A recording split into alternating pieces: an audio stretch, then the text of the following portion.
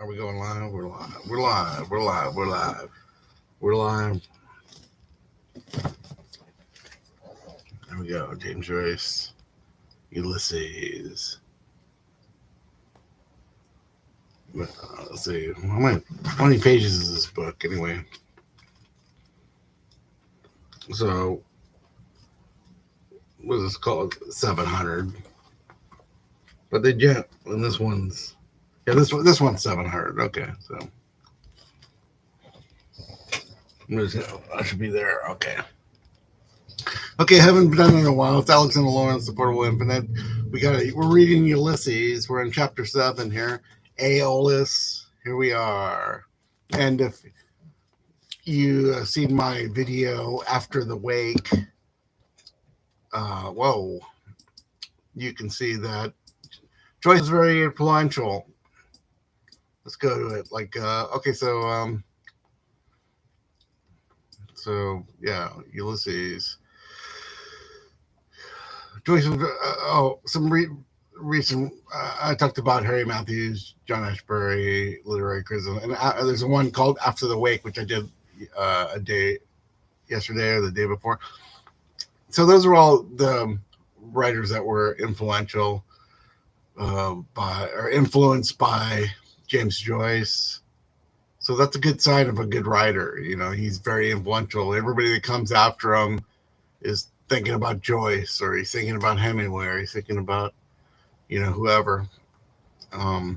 He kind of changes the field. Like Joyce was one of those guys. And Ulysses has more to do with the guys you should read after Ulysses are probably William Gass, Gilbert Sorrentino, Arno Schmidt, and Flann O'Brien. Those are our Julian Rios, the Spanish writer, of course, is very Joyce, and he has a whole book about Joyce. And what is that called? I don't even know. But I'll probably I'll do a thing about Julian Rios eventually. So let's read it. Let's just read the first page of Aeolus. And this chapter, it's. I thought it was more. What I'm about page 90, right? Oh yeah, okay. No, here it is. Dear Dirty Dublin. Dear Dirty Dublin. And some of these pages are kind of at a weird angle for some reason. Why is that?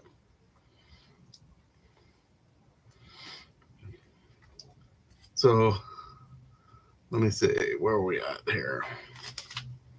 So let's read a little bit of it. Okay, so in the heart of the Hibernian metropolis, before Nelson's pillar tram slowed, shunted, changed trolleys, started for Blackrock, Kingstown, and Dalkey, Clonskeagh, Rathgar, Terrymoor, Palmerston Park, and Upper Rathmines, Sandymount Green, Rathmines, Ringsend, and Sandymount Tower, Harold's Cross, the Horse, Dublin, United Tramways Company, Timekeeper, bawled them off. Rathgar and Tenry near. Come on, Sandymount Green, right and left.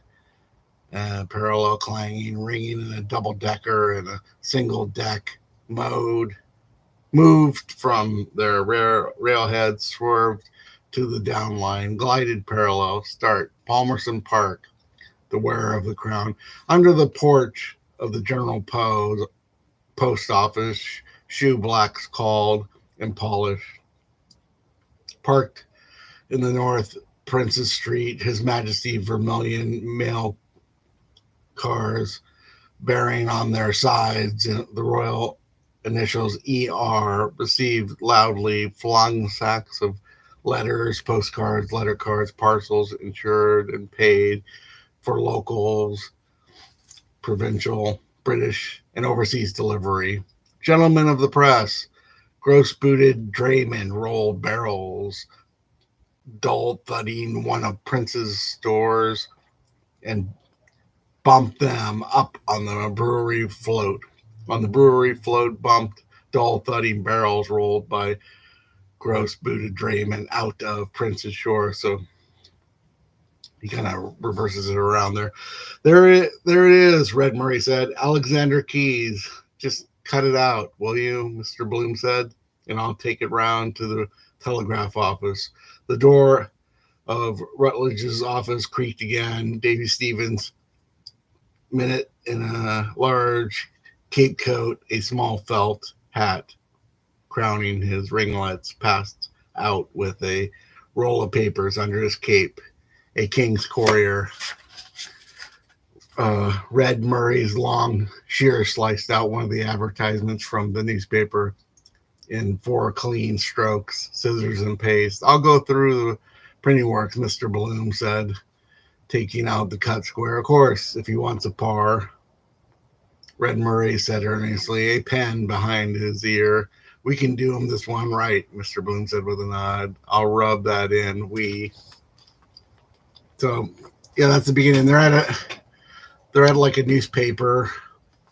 Here's the books again. So we got 2, Joyce. So there we go. The Holy Trinity. And so let's see what we're doing here. Okay, how we got? Okay, so 6 minutes. Okay, this is going to be short. Okay, so this is Dublin city center. Bloom is in the back office of the Freeman getting a copy of the Keys advertisement. Bloom walks through the printing rooms. Yeah, I mean, I work for newspapers, and yeah, I think by the end of the 80s, we started using PageMaker and computers, but probably mid 80s, still we printed things out and cut things and used boards. I'm trying to remember when we shifted over to film. I'm just guessing around 1990 or so, or early 90s. Like everything was done on computers straight to film, and you didn't print up the pages, and you would cut out the articles, and you would see everything on like a printing board, and then the printer would shoot the film off the boards and stuff. So I think I might have some boards here somewhere. But I have all the newspapers. We'll just call it a thing done in the 80s. So they're talking about 1904. They still did like typesetting up from whatever the Gutenberg press up until 1980s. Okay, so he's at the. Let's see. Hines owns Bloom. Let's see. Nanetti is speaking to Hines about his report of Dignam's funeral. Hines owes Bloom 3 shillings. Bloom reminds him about it. Hines does not catch on. Over the noise of the presses, Bloom describes the new design for the keys at 2 keys crossed. Bloom enters the evening telegraph office where Professor McHugh and Simon Dedalus are listening to Ned Lambert, who is mocking Dan Dawson's overwrought patriotic speech, reprinted in the morning's newspaper. Lambert continues to mock the speech. Bloom agrees with all the criticism, but reminds himself that such speeches are well received in person.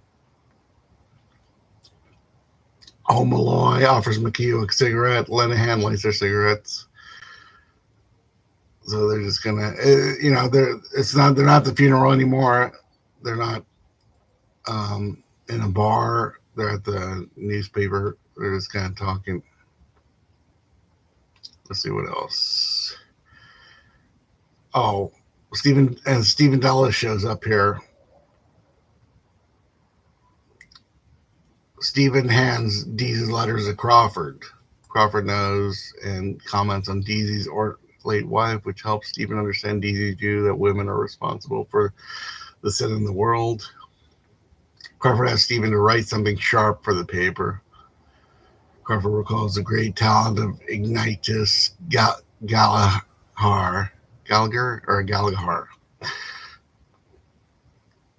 who reported the 1882 Phoenix Park murders.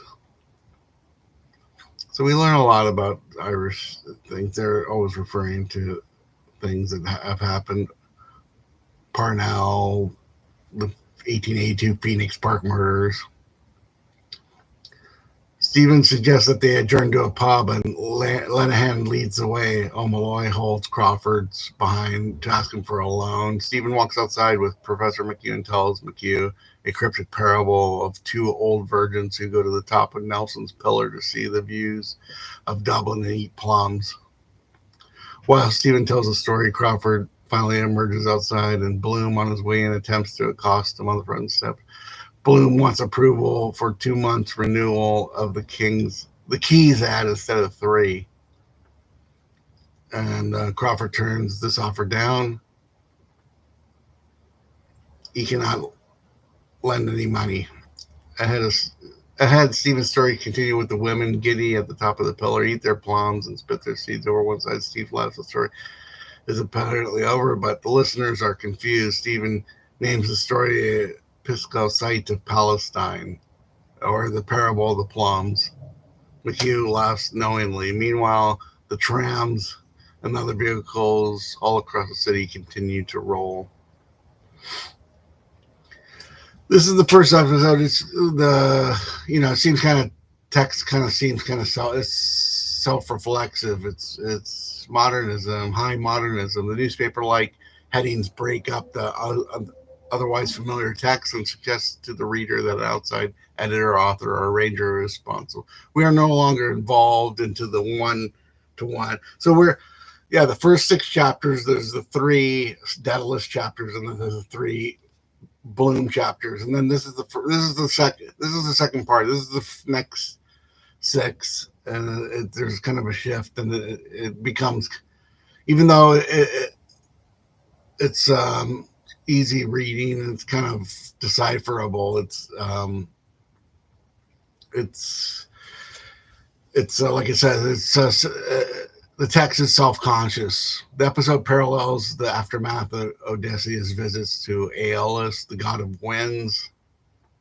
One of Odysseus' men disobeys him, and he blows him off course. In the Aeolus episode, the wind is represented by the windy rhetoric used in journalism and oratory.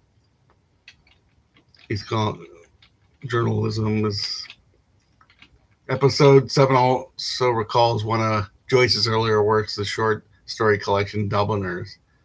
Several Dubliner characters appear here: Lenehan, Ignatius Galahar, and the sense of futility and the paralysis of Dubliners filters into this episode, depicting the midday idleness, disappointment, and frustration.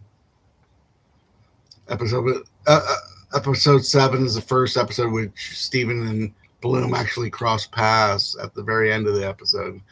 Notably, Stephen ignores Bloom, while Bloom, father-like, notes Stephen's newer boots, and with disapproval that Stephen has muck on his shoes and is leading the way to the pub. Bloom and Stephen's separate but equal time in this episode invites comparisons between their appearances in the Freeman offices. Bloom fails in his task of securing the Keys ad for 3 months, while Stephen succeeds in getting DZ's letter printed.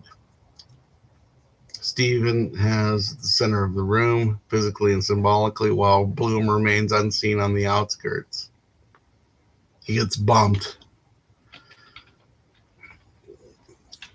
And what's next? Okay, and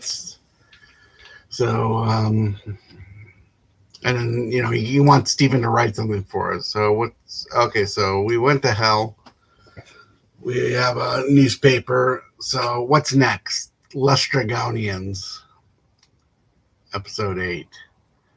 So we're going to have more Bloom in the next chapter.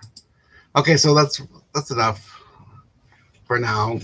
Joyce, it's starting to, all the characters are basically introduced, and we're kind of getting to what's going on here. This I guess this could be kind of seen as a flashback to Dubliners here, and the people. It's getting more of the Dublin. I don't know. I'm waiting for a big change of tone here. Is it going to be in the next chapter? Who knows? Okay, that's it. On to the next chapter.